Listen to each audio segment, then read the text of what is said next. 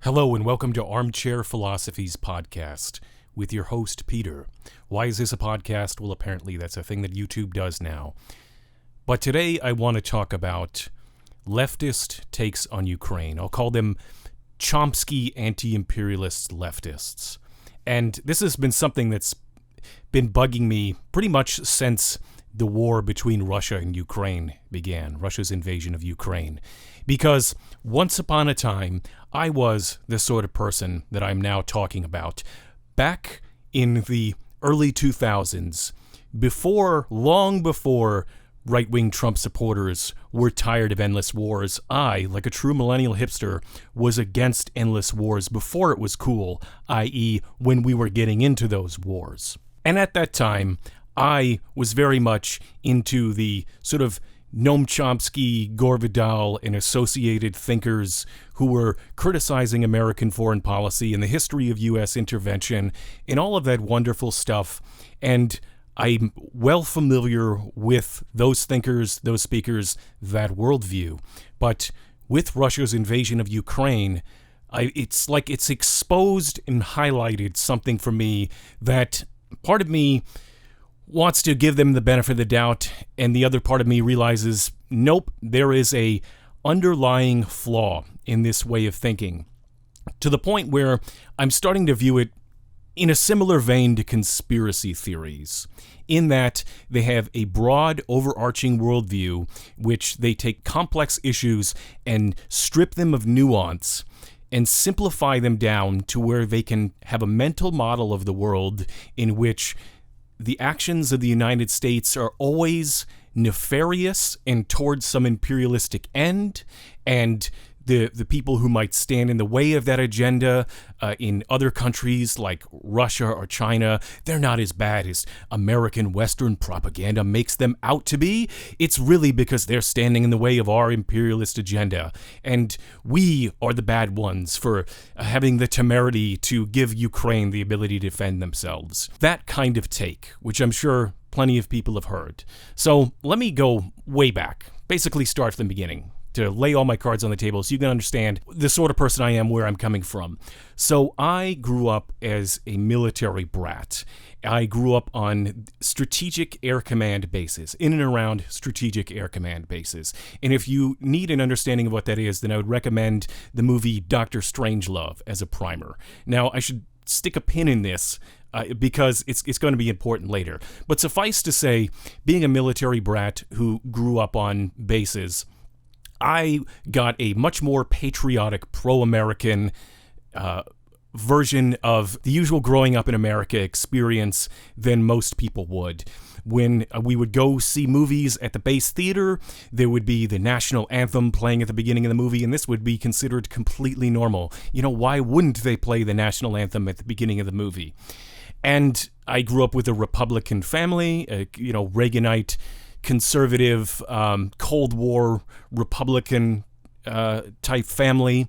And as I grew older and started to understand more of the world, my views started to change. But from a very young age, I was interested in current events in the news. One of the first major current events I remember is the first Iraq war, obviously, because having a father in the military, there was the possibility that he was going to be deployed to that war. He ended up not being, but when you are a military family and the military is deploying into the one of the first major wars the United States has been in decades, that kind of sticks with you even if you're a young child. And again, watched the news pretty much every day from a young age, became interested in politics at a young age, or at least into paying attention to current events, and have pretty much my entire life. I was also interested in history growing up, but as I got more into my teen years and started to get beyond the sort of narrow boundaries of the milieu that I was raised in, I started to see the more leftist perspective, where I learned the darker side of American history. And living through the post 9/11 world and the United States' invasion of Iraq, which I was against, I started to dive more into the sort of politics of people like Noam Chomsky, as I said, Gore Vidal, That was one of the first ever. I remember getting my first ever paycheck from a proper job as a teenager, and having seen Gore Vidal on some cable news thing talking about his book. I went out and bought his book, Perpetual War for Perpetual Peace, and the entire mindset, I absorbed that, and the peak of that was probably in the early years of the Iraq War for me. Michael Moore's movie Bowling for Columbine, which has a sequence explaining all of the violence of American foreign policy. So I went from one end of the spectrum of America's the greatest country on earth, hyper-patriotic, if we fight wars, we fight on the side of the good, to an exaggerated view almost in the opposite direction of we're actually this imperialist country that will support dictators and crush democracies if it suits us, and really is throwing our weight around in the world, and the whole leftist anti-American imperialism mindset. That was me in my late teens and early 20s. But as I got still older than that, as I learned even more about the world and even more about history and psychology, all of these other sorts of perspectives on humanity, sociology, anthropology, it's not that my view of the United States radically changed. It's more like if you imagine a sort of a human baseline. I imagine there was a human baseline, and when I was a kid, I used to think America was above that human baseline, and we were this wonderful country. And as I grew older, I started to drop where I thought America was as I realized the reality of American history and our interventions in the world and use of military power, etc. Now, as I grew still older, it's not that I suddenly elevated my view of America, it's that my concept of where the human baseline is dropped to where America I would actually put slightly above that baseline. Now, we could argue about the details of that, but that's not really important.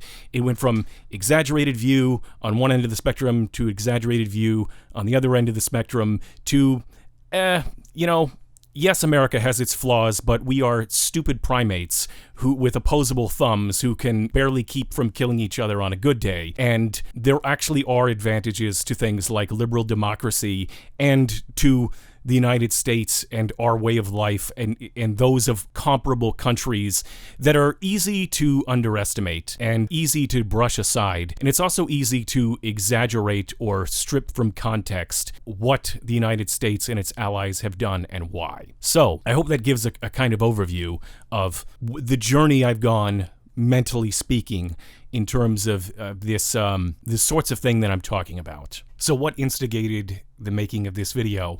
Well, I've had this in mind ever since I keep hearing from the Chomsky leftists this phrase floating around, prolonging the war. America is prolonging the war by giving weapons to Ukraine.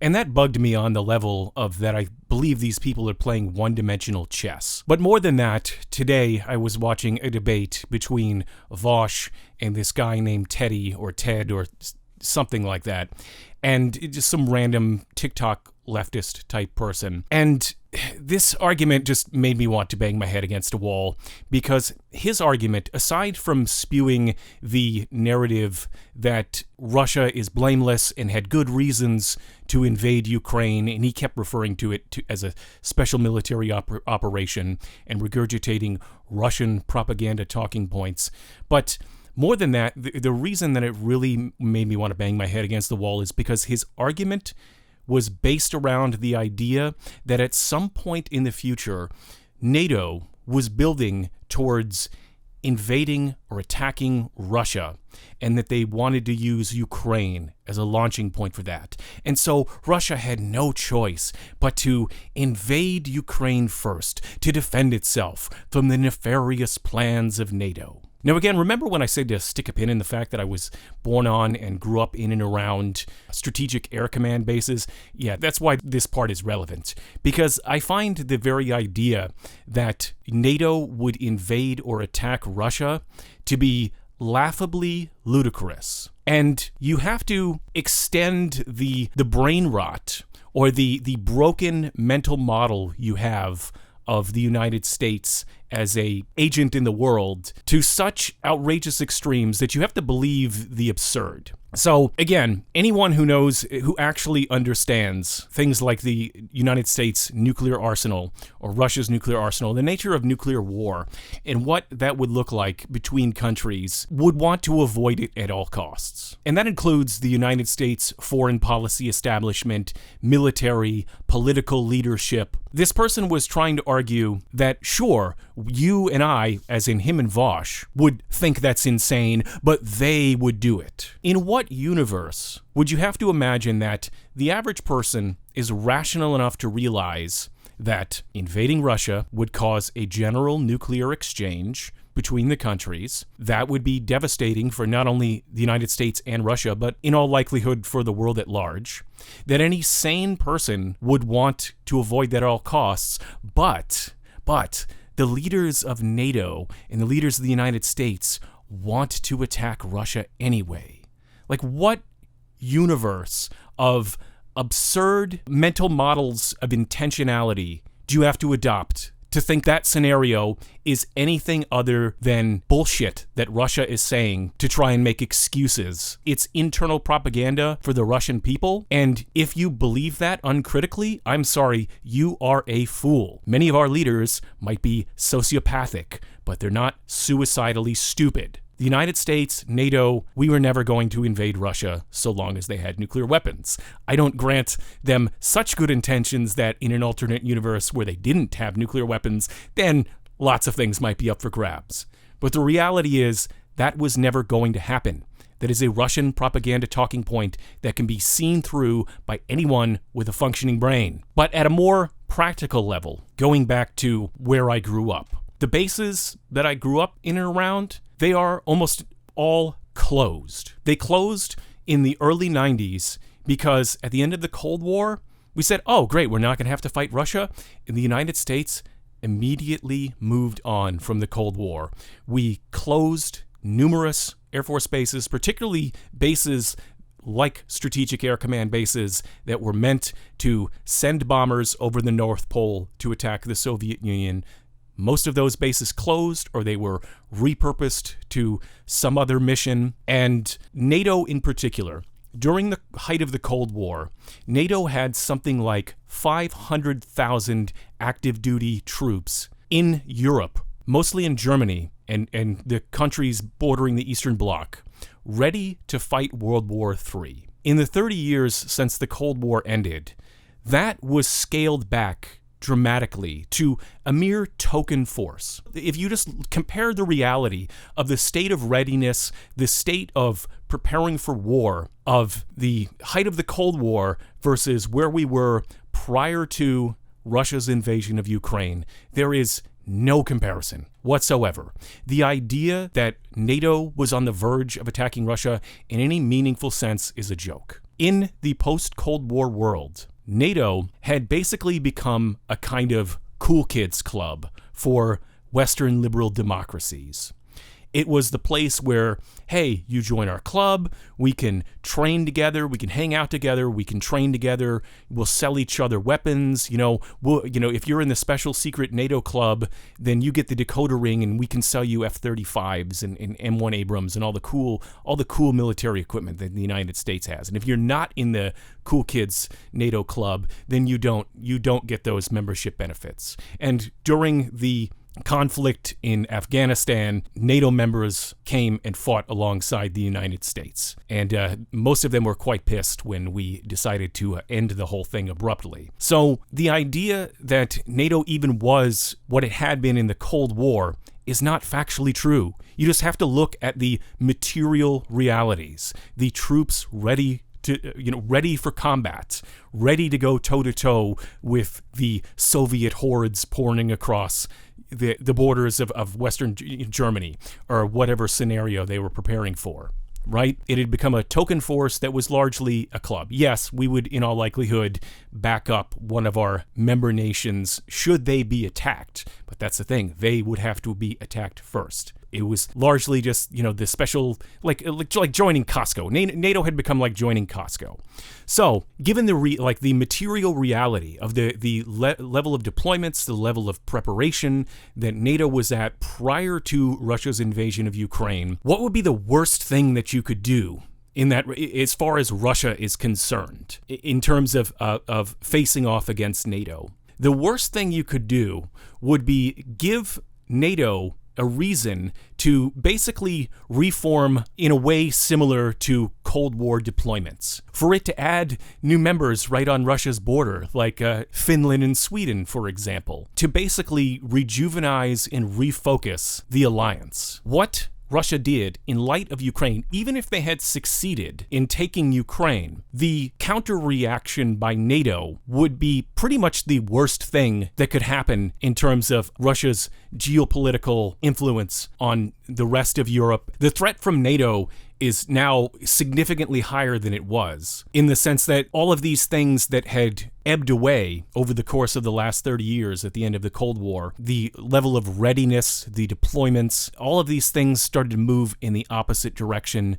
More countries, including countries that directly border Russia, started joining NATO. And we can obviously see the hypocrisy of this line that they can't have a country right on Russia's border joining NATO like Ukraine, because when Finland joined NATO, they tried to just brush it off and just say, oh, it's no big deal. We don't care if NATO's right on our borders now. It obviously puts the lie to it. And anyone with a functioning brain is going to realize, number one, NATO is not going to attack Russia so long as it has ICBMs that can strike the continental United States or the capitals in major cities of the other NATO nations. It's just no one in their right mind is going to invade Russia. And even if they didn't have that, just look at World War II, Napoleon. Land invasions of Russia tend not to work out so well. You really have to concoct in your mind a cartoonishly evil version of American foreign policy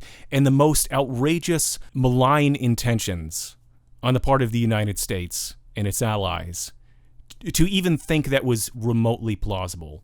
Now, that's not to say that their intentions must be good or not self-interested or anything like that. I'm saying that in order to arrive at that conclusion, your mental model of how the United States and its allies think and operate really has to be above and beyond what is plausible with a nuanced understanding of reality and the practicalities of fighting wars, the possibility of wars. And yet there are still people who try and pass off this completely ludicrous idea as if it's somehow a plausible excuse for what Russia has done. If you want a very brief synopsis of why I think Russia did what it did, Vladimir Putin fell into a very common trap that happens when it comes to fighting wars, in that he thought he could do it quickly and it would be delivered to the world as a fait accompli before anyone could really react, and that the cost would be minimal and the gains would be great. This has happened to so many people throughout so many times in history. It happened to Napoleon on various occasions, like invading Russia. It happened to the United States when we decided, oh, England is distracted, we'll just go invade Canada, try and take Canada. That didn't work out so well for us. It happened to the United States again in Iraq. It happened to Hitler. He thought he could go into the Soviet Union. He thought he would kick down the front door and the whole rotten edifice would collapse. It's this idea that you're going to show up, the war will be fast and easy, that the war will somehow be of minimal cost or will pay for itself. You'll be greeted as liberators and the troops will all be home by Christmas. That is like the most common mistake you see when wars go radically wrong. Pretty much all of the combatant nations of World War I all thought that the war will be over by Christmas. They'll all come home wreathed in glory. It'll be over fast. Our brilliant Schlieffen plan will knock the French out of the war, and then we'll knock the Russians out of the war, and then home by Christmas. English thought home by Christmas. Everybody thought they're going to be home by Christmas.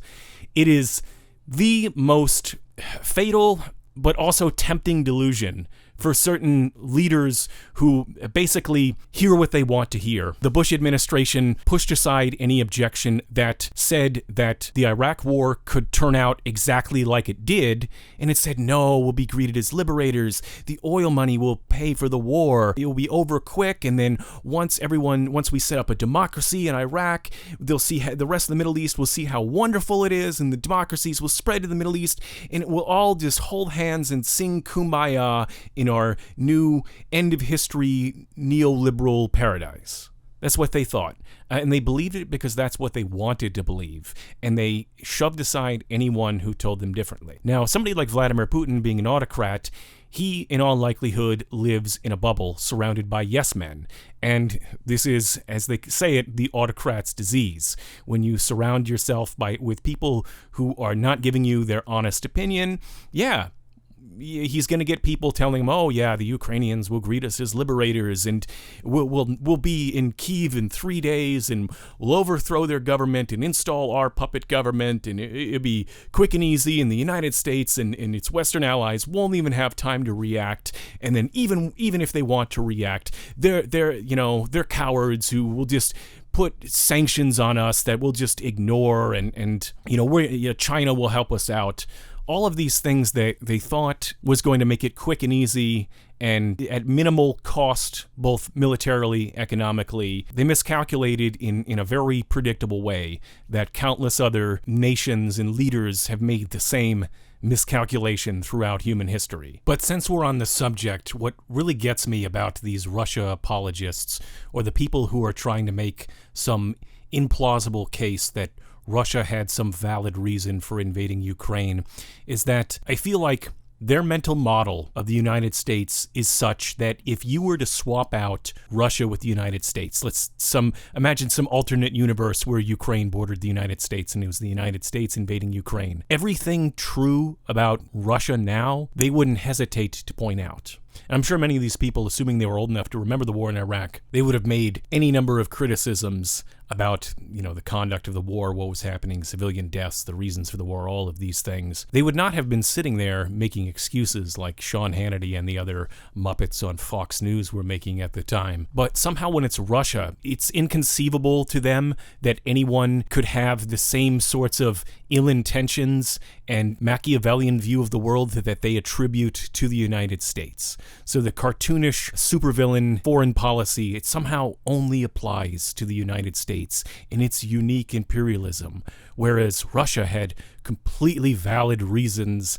And in all of this, it reminds me of in politics, where I always think, imagine an alternate universe where Donald Trump had been elected as a Democrat. Like, imagine Fox News in that universe.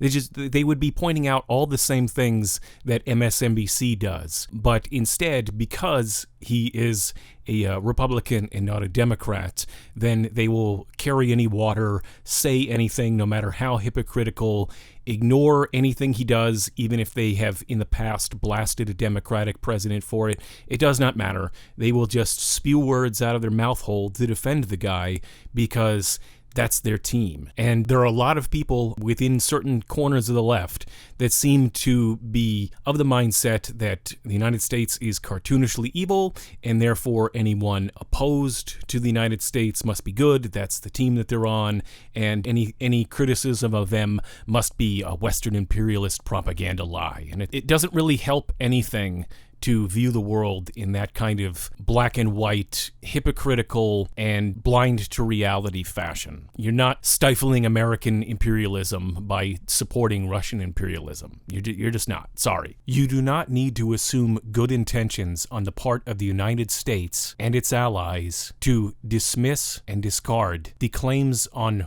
the Russian side and in Russian propaganda that what they did was somehow in self-defense against NATO. All you have to do is look at the practicalities and the facts on the ground about whether or not we were at some point planning to attack Russia. We wouldn't, because that would be stupid. Throughout this war, the United States and its NATO allies have been as slow and cautious as possible in arming Ukraine to defend itself, because we are trying to mitigate the risk of a nuclear exchange. If we were so brazen, if we cared so little, if we planned on attacking Russia, we would have given Ukraine all the weapons we could have a year ago, and they probably would have defeated Russia by now. We would have just written them a blank check, handed over all the weapons they needed, and said, go kill them. Instead, we have acted slowly and cautiously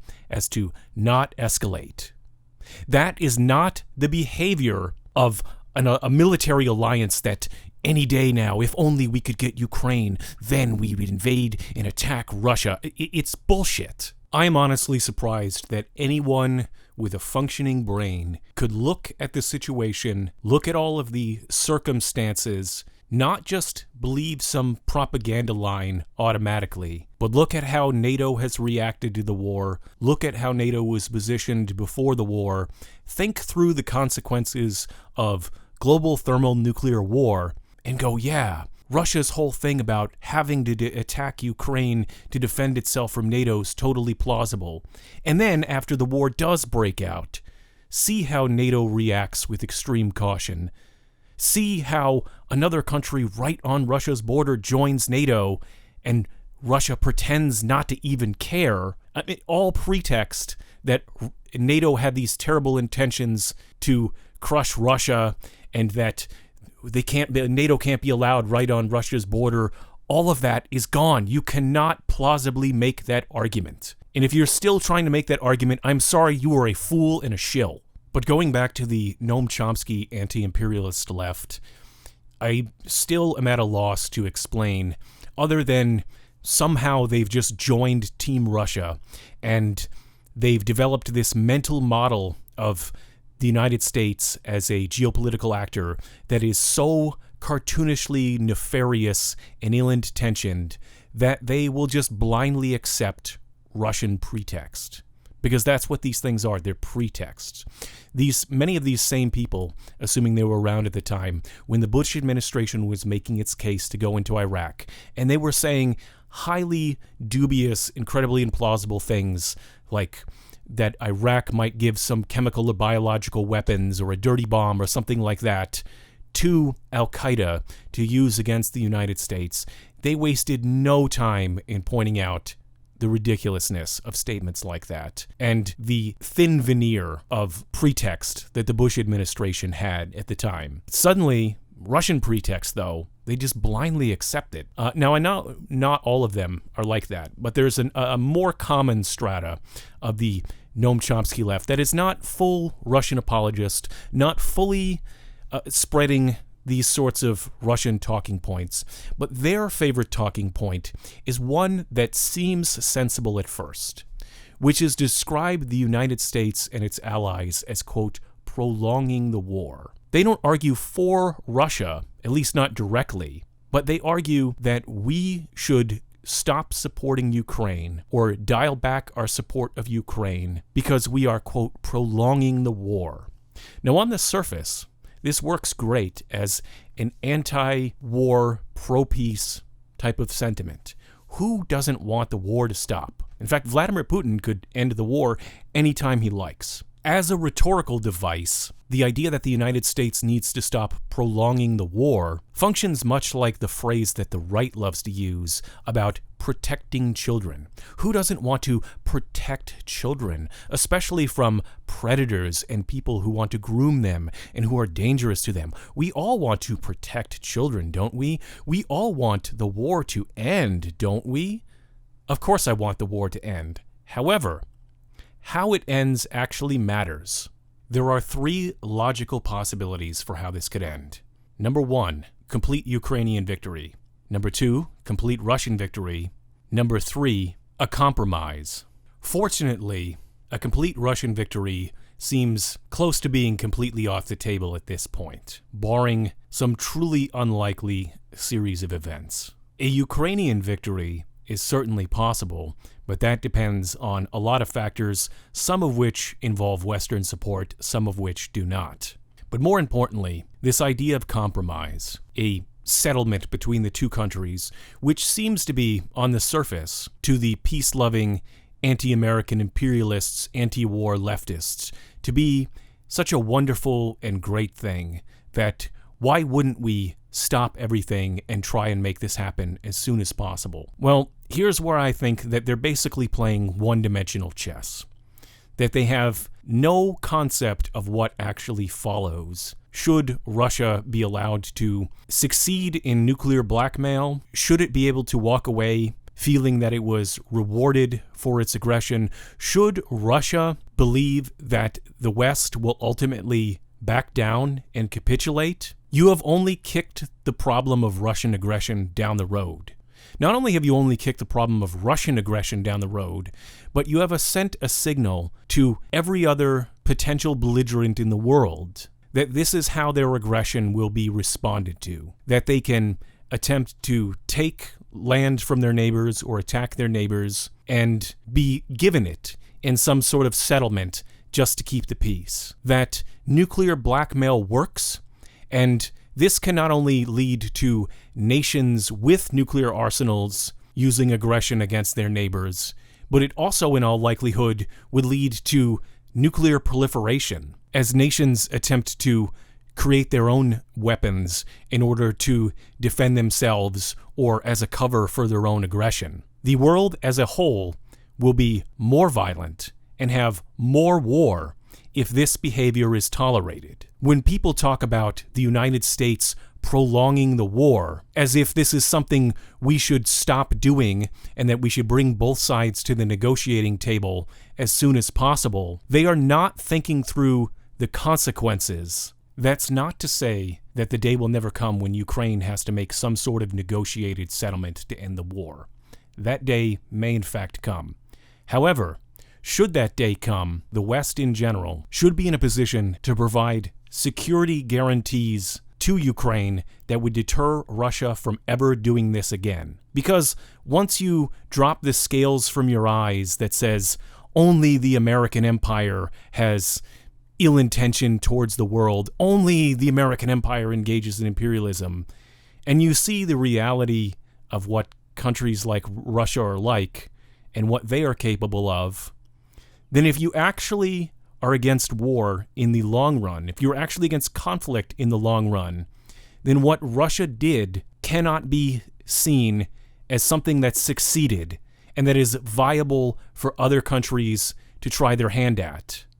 They cannot win the game of nuclear blackmail if it's going to lead to nuclear proliferation throughout the world, as everyone tries to either get into the game of being nuclear blackmailers or defending themselves from nuclear blackmailers. That is a far, far more dangerous world than a world in which the United States and its allies enables Ukraine to defeat the Russian military and drive it off its soil. The idea of not prolonging the war, the idea of ending the war as soon as possible, sounds great until you think more than 2 steps ahead of what follows after a settlement in which Russia feels that and is seen to have in some way gotten something over on the rest of the world and have been rewarded for its aggression and its nuclear blackmail. And to make a broader and more philosophical point, I really do sympathize at some level with the anti-war types that want to see this end.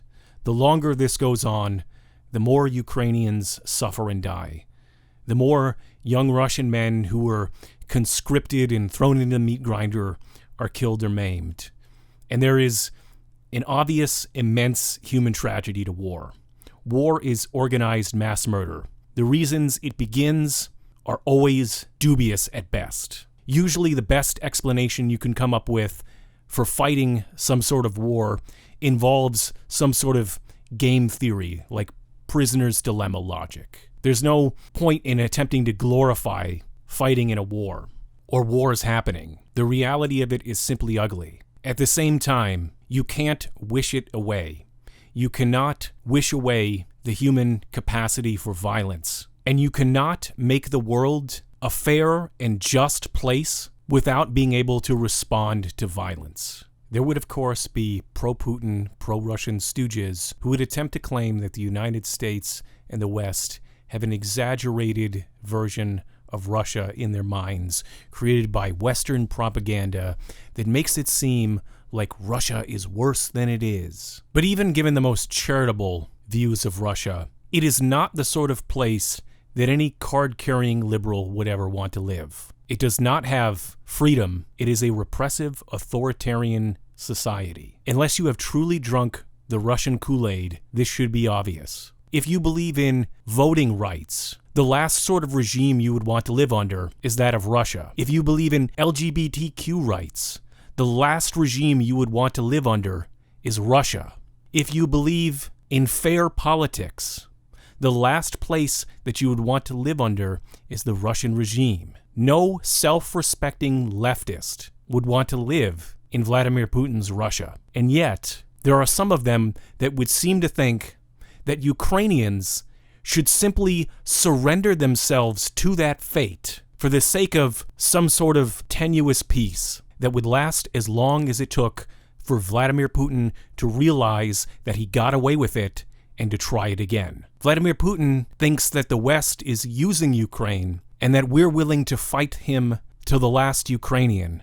But what he doesn't seem to understand is that Ukrainians would fight him to the last Ukrainian. The difference between someone in Ukraine fighting Russia and these armchair peaceniks in the United States is that they're willing to fight and die to keep their country from becoming the hellscape that Russia would turn it into. If you are not willing to fight for what you believe in when it's absolutely necessary, when you're facing an existential threat like being invaded by a country that showed up with riot police and body bags and a plan to essentially decapitate the political leadership and intelligentsia of your country so that they could turn you into their puppet state, if you're not willing to fight under those circumstances, then fuck everything you believe in. Fuck every value you claim to have. Because the world does not always afford you the luxury of a politics based on talking about things on YouTube. Humans are stupid primates with opposable thumbs who are capable at all times of violence. Western support and Western aid does not make Ukraine fight. They fight on because they choose to. They could choose to negotiate a peace if that's what they wanted. But the idea that they might want to fight for their freedom and their values just seems beyond the mental horizons of certain people to understand. Withdrawing aid to Ukraine only strengthens Russia, which, as I have already said, invites more Russian aggression in the future and gives a green light to other aggressors and people who might attempt nuclear blackmail. Part of me thinks that a lot of these anti-American imperialism leftists just lack any kind of tool or tools in their mental toolkit to even begin thinking about what the ramifications would be to the world at large, should Russia be able to come out of this situation looking like they've been rewarded for their aggression. Because they have such a myopic, America-centric view of geopolitics. They're so fixated on what America does and has done that they lose sight of the bigger picture, that they can barely seem to wrap their head around the idea that maybe the whole world doesn't revolve around the United States and its foreign policy. That not every situation in the world can be neatly folded into their prescripted narrative about U.S. foreign intervention and American imperialism and everything else that they like to go on about. And as I said at the beginning of this video, I used to be much more of this mindset myself. But at the time and in the context, it was in regards to the Iraq War, in which I was questioning the pretext of my own government. Not because I thought my government was uniquely bad, but because I thought invading Iraq would be bad, that it would have the sort of consequences it ended up having that cost the lives of tens of thousands of Iraqis, thousands of Americans, and brought more war and more suffering in its wake. But at the same time, I didn't suddenly think that only America was bad. And it's like I woke up and realized that in a different context that they keep trying to apply the same formulas and the same ideas rather than treating each situation on its own merits. They have this formula and these cliches that they apply, American empire bad, so they will seemingly believe a lot of the pretext that an outside observer would say, look, that's ridiculous. You think you're going to be invaded by NATO? In what universe is that going to happen? Of course, Russia is going to put out pretexts. Whether or not you choose to believe it depends on your own mental faculties and your ability to critically evaluate what's being said. The Bush administration put forward a bunch of bullshit pretexts for invading Iraq, and the left was more than capable of critically evaluating the merits of those things and critiquing them. But a lot of them seem to just buy up whatever Russia is putting out because it's against the American empire. Oh, they're afraid of America? They're afraid of NATO? Well, it must be true then, because that fits tidily with my preconceived notions of the world. And as far as things like Russian propaganda and the left go, many of them, like Chris Hedges and other left-wing anti-American imperialist leftists, actively worked for RT News, which wasted no opportunity to point out every terrible thing that the United States is doing in the world, while largely turning a blind eye to what Russia did, as Russia used aggression against its neighbors, like Georgia, as Russia used heavy-handed violence within its own territory, as Vladimir Putin instituted an increasingly repressive regime in Russia. They always kept the focus on the United States. This goes all the way back to the days of the KGB, and there were certain leftists who actively joined in with that on networks like RT. And of all the flaws of the United States, of which there are many, Russia and China have been on the vanguard of spreading and enabling authoritarianism throughout the world in their own little axis of assholes. And it doesn't serve any type of left-wing cause to ignore this. The Putin regime is something that any sane left-wing person should be against. They have aided and abetted and funded right-wing authoritarian groups throughout the world. They have helped fund the Republican Party. They helped Donald Trump. They helped right-wing parties nearly everywhere in the world. They are and are funding the very sorts of politicians and political movements that are antithetical to any sort of liberal or leftist or progressive. Russia is not your friend and never has been. Not everything in the world can be blamed on the United States.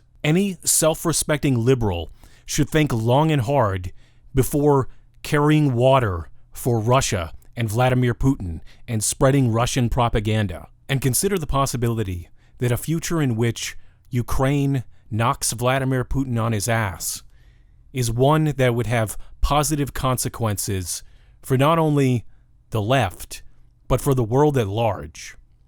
Thank you, and have a good whatever time it is.